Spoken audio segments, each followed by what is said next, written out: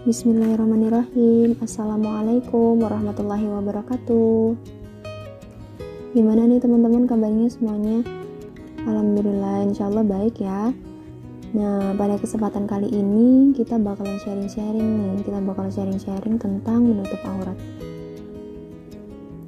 Dan kali ini juga kita bakalan sharing bersama dengan Ukhtina Mala Amelia Apriliani. Nah, sebelum kita masuk pada sesi ngobrol-ngobrol santai gitu kan ya, sebelumnya Ratna bakalan sedikit gitu ya memberikan kutipan gitu kan ya, kutipan tentang kewajiban menutup aurat bagi seorang muslimah gitu. Jadi memang menutup aurat itu wajib gitu ya bagi setiap muslimah, apalagi yang sudah balik gitu, sebagaimana Allah Subhanahu wa Ta'ala menjelaskan dalam Quran surah Al-Ahzab ayat 59 yang artinya, wahai Nabi, katakanlah kepada istri-istrimu, anak-anak perempuanmu dan istri-istri orang mukmin, hendaklah mereka mengulurkan jilbabnya ke seluruh tubuh mereka, karena yang demikian itu supaya mereka lebih mudah untuk dikenali. Karena itu mereka tidak diganggu dan Allah adalah Maha Pengampun lagi Maha Penyayang. Selain itu juga sebenarnya banyak sekali ayat yang menjelaskan kewajiban seorang muslimah untuk menutup aurat ya. Namun kali ini kita akan lanjutkan dengan sebuah hadis Nabi Muhammad SAW yang artinya, wahai Asma, sesungguhnya wanita jika sudah balik maka tidak boleh nampak dari anggota badannya kecuali ini. Dan ini beliau mengisyaratkan ke muka dan juga telapak tangan. Hadis riwayat Abu Dawud dan Al-Baihaqi. Nah, dari kutipan ayat dan juga hadis tadi menjelaskan bahwasanya betapa pentingnya gitu ya menutup aurat bagi seorang wanita. Mengapa demikian gitu kan ya? Karena wanita itu dalam Islam begitu istimewa gitu, jadi perlu penjagaan gitu ya. Dan bentuk dari penjagaan Allah Subhanahu wa Ta'ala kepada kita seorang wanita gitu kan ya, yaitu dengan adanya perintah untuk menutup aurat gitu. Nah, selain itu juga ketika seorang muslimah itu menutup aurat, maka banyak sekali keuntungan gitu, banyak sekali manfaat yang akan dirasakan oleh muslimah itu sendiri gitu. Yang pertama, lebih mudah dikenali dan juga menyejukkan pandangan. Kenapa demikian? Karena pakaian yang kita kenakan itu akan menunjukkan identitas kita di lingkungan sekitar. Yang kedua, menuntun kita untuk berperilaku baik. Memang tidak selamanya ya pakaian itu mencerminkan akhlak seorang itu baik atau buruk gitu. Namun ketika seseorang itu mengenakan pakaian yang baik, insya Allah gitu ya, akan menuntun seseorang tersebut untuk memiliki akhlak yang baik pula. Yang ketiga, bisa membantu para lelaki atau kaum Adam itu untuk menundukkan pandangan gitu. Dengan tidak sadar gitu kan ya, secara tidak langsung kita mengurangi tindakan kriminalitas seperti halnya pemerkosaan ataupun pelecehan seksual. Yang keempat, yaitu mengurangi dosa kita yang disebabkan karena tidak menutup aurat gitu. Kenapa demikian? Karena kan menutup aurat bagi seorang muslimah, apalagi yang sudah balik, itu hukumnya wajib gitu. Ketika kita tidak menjalankan aturan yang sudah ditetapkan gitu, maka ya Allah a'lam gitu ya, dosa yang akan kita dapatkan gitu. Namun ketika kita menjalankan perintah Allah gitu kan ya, sesuai dengan syariat yang ada gitu, maka akan mengurangi dosa kita gitu ya. Yang kelima, dicintai Allah dan Rasulnya. Kok bisa gitu ya, dengan kita menutup aurat kita akan dicintai Allah dan Rasulnya gitu? Karena ketika kita menutup aurat itu merupakan bentuk kecintaan kita kepada Allah dan Rasulnya. Sama saja dengan ketika kita menjalankan perintah gitu kan ya, perintah dan juga aturannya, menjauhi setiap larangannya gitu, maka itu adalah salah satu bentuk dari kecintaan kita kepada Allah dan Rasulnya gitu. Dan ketika kita menjalankan perintah dan juga sesuai dengan syariatnya gitu, maka betapa besarnya gitu cinta dan kasih Allah yang akan dilimpahkan gitu kepada kita. Yang keenam, melindungi diri kita dari sinar UV matahari gitu. Jadi ketika kita terlalu sering gitu ya terpapar sinar UV secara langsung pada kulit kita maupun kulit kepala kita, maka akan meningkatkan resiko seseorang untuk bisa terkena kanker gitu. Jadi dengan kita menutup aurat gitu, insya Allah akan menjadi sebuah wasilah untuk kita bisa terhindar gitu ya dari resiko tersebut gitu.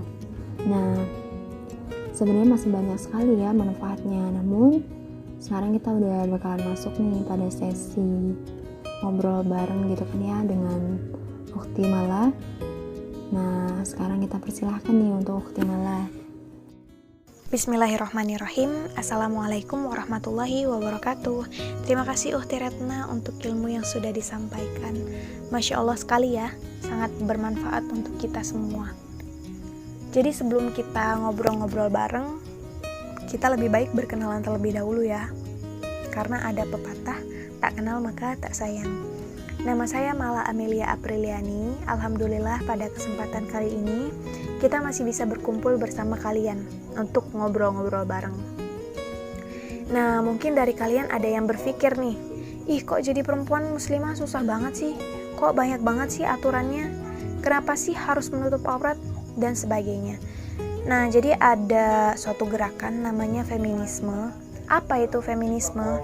Jadi feminisme adalah sebuah ideologi dan sebuah gerakan sosial untuk mencapai kesetaraan hak untuk perempuan dalam berbagai hal. Jadi antara lelaki dan perempuan harus setara dalam berbagai hal. Contohnya dalam bekerja. Kalau laki-laki boleh bekerja, kenapa perempuan enggak? Dan masih banyak lagi. Nah, jadi kaum feminis ini bilang susah jadi wanita. Loh kok susah? Kenapa? Karena yang pertama, wanita auratnya lebih susah dijaga, lebih banyak dibanding lelaki. Yang kedua, wanita perlu meminta izin dari suaminya apabila mau keluar rumah, tetapi tidak sebaliknya. Yang ketiga, wanita menerima warisan lebih sedikit daripada lelaki. Kemudian yang keempat, wanita perlu menghadapi kesusahan mengandung dan melahirkan anak.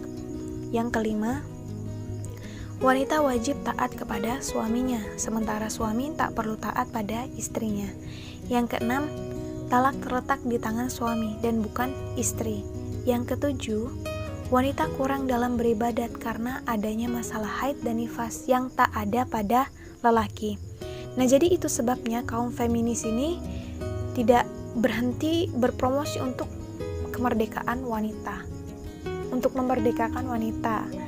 Nah, pernahkah kita lihat sebaliknya kenyataannya? Yang pertama, wanita perlu taat kepada suaminya, iya, tapi tahukah lelaki wajib taat kepada ibunya 3 kali lebih utama daripada bapaknya? Ibunya loh, iya, perempuan toh? Nah, iya. Nah, lelaki wajib taat kepada ibunya 3 kali lebih utama daripada bapaknya. Kemudian yang kedua, wanita menerima warisan lebih sedikit daripada lelaki. Tetapi tahukah harta itu menjadi milik pribadinya dan tidak perlu diserahkan kepada suaminya. Sementara apabila lelaki menerima warisan, ia perlu wajib juga menggunakan hartanya untuk istrinya dan anak-anaknya. Yang ketiga, di akhirat kelak, seorang lelaki akan dipertanggungjawabkan terhadap 4 wanita. Siapa aja? Istrinya, ibunya, anak perempuannya, dan saudara perempuannya. Yang artinya, bagi seorang wanita, tanggung jawab terhadapnya ditanggung oleh 4 orang lelaki. Siapa saja? Suaminya, kemudian ayahnya, kemudian anak lelakinya, dan saudara lelakinya. Nah, kemudian seorang wanita boleh memasuki pintu surga melalui pintu surga yang mana saja yang disukainya. Cukup dengan 4 syarat aja. Apa itu? Yang pertama, sholat 5 waktu. Kemudian yang kedua, puasa di bulan Ramadan. Yang ketiga, taat kepada suaminya. Lah, kalau belum punya suami gimana? Berarti taat kepada orang tuanya. Yang keempat, menjaga kehormatannya. Masya Allah, demikian sayangnya ya Allah pada wanita. Kelemahan wanita itu apa sih? Wanita itu selalu lupa betapa berharga dirinya. Wanita, ia adalah makhluk yang mulia. Di saat kecil memberi pahala besar untuk orang tuanya. Di saat menjadi istri, ia menjadi ladang pahala untuk suaminya, mengangkatnya menjadi manusia terbaik. Ketika menjadi ibu, ia amat mulia dan haknya amat agung. Ada seorang lelaki berkata kepada Nabi SAW, "Siapakah manusia yang paling berhak aku perlakukan dengan baik ya Rasul?" Beliau SAW bersabda, "Ibumu." "Kemudian siapa ya Rasul?" "Ibumu." "Kemudian siapa lagi ya Rasul?" "Ibumu lalu ayahmu." Hadis riwayat Bukhari. Wahai wanita, sadarkah kalian bahwa kalian itu adalah makhluk yang mulia? Maka janganlah kamu campakkan kemuliaanmu itu, karena Allah akan senantiasa menjagamu selagi dirimu bisa menghormati dirimu sendiri. Nah, jadi Masya Allah sekali ya, menjadi wanita muslimah itu sangat dimuliakan. Nah, untuk ngobrol-ngobrolnya kali ini cukup sampai di sini dulu ya. Semoga apa yang sudah kita sampaikan bermanfaat untuk kita semua. Dan semoga kita menjadi wanita berkarir surga. Seperti judul bukunya Ustadz Felix ya, Wanita Berkarir Surga. Amin. Baiklah, kurang lebihnya saya mohon maaf. Wassalamualaikum warahmatullahi wabarakatuh. Selanjutnya kembali kepada Ukhti Retna. Alhamdulillah, terima kasih untuk Ukhti Mala yang sudah sharing ilmunya. Dan dari sharing kita kali ini bisa kita ambil kesimpulan bahwasanya setiap aturan yang Allah berikan kepada kita merupakan bentuk penjagaan Allah kepada kita, terutama kepada para muslimah. Nah, mudah-mudahan dari sharing kita kali ini kita diberikan ilmu yang bermanfaat, kita diberikan keistiqomahan dalam menutup aurat, kita diberikan kemudahan dalam jalan taat. Dan karena kita juga sudah di penghujung waktu sharing kali ini, saya mengucapkan minta maaf apabila ada kesalahan kata baik dari saya maupun dari saudari Mala. Apabila ada kesalahan itu murni dari kami, dan apabila ada kebaikan itu murni datangnya dari Allah Subhanahu wa taala. Dan kami akhiri, wassalamualaikum warahmatullahi wabarakatuh.